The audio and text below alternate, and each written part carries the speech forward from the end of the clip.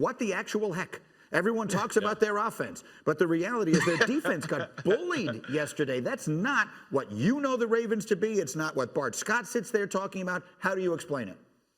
Gosh, I mean, I don't know. I mean, they got bullied, and bullies don't like to be bullied. That's what happened yesterday.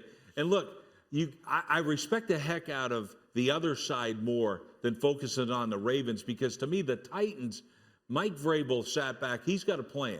He goes, you know what? We're going to keep running the ball. We don't care what happens. And in the fourth quarter, what happens? He tires teams out, and then he runs right through you. That's what happened.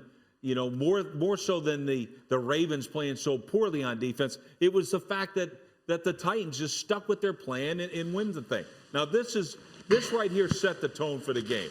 They're like, hey, we're coming out here. We don't believe your hype. We've already punked you in the playoffs on this particular field. We think we own your field. Now, the fact that Harbs is out there by himself defending it sent a bad message to me. I'm like, come on, where are you at? There shouldn't be a brawl. We don't encourage it, but there should have been a brawl. That's exactly the point. You don't want to see there be pregame violence, but frankly, that might have called for at least some sort of response. And Dan, you used a good phrase earlier today when you said the Titans are unapologetically who they are. The Ravens on their offense, they look like they are somewhat apologetic about who they want to be, and they can't really make up their minds. Yeah, Greeny, the Ravens don't have an identity, whether it's scheme or player. There's no one on the Ravens offense right now that a defensive coordinator sits there and goes, I'm scared of him. And that includes Lamar Jackson.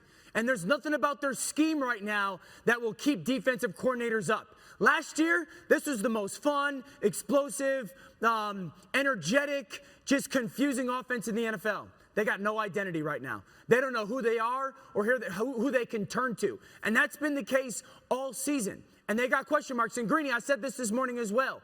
Lamar Jackson last year got to operate in an environment of utopia.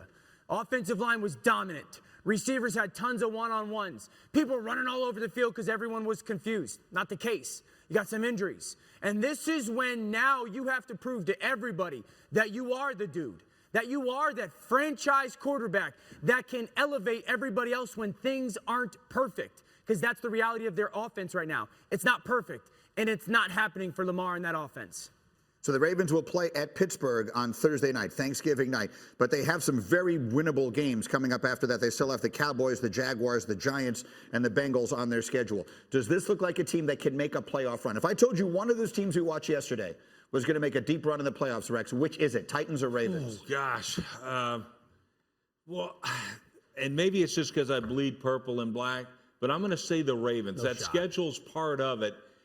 And the thing is, get back to being who you are, and you take it. You slug it out. Look, I like the Titans too, but at the same time, I got more. Dan, you're not buying. More belief. Greeny, here's the thing: the Titans would rather lose being themselves than win being phonies, and that's the difference between the Titans and the Ravens right now. They would rather just lose being themselves and force you to beat them than be a phony and win, because they're true to their identity, where the Ravens have no one.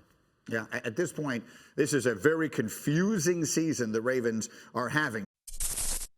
Thank you for watching ESPN on YouTube. For live streaming sports and premium content, subscribe to ESPN+.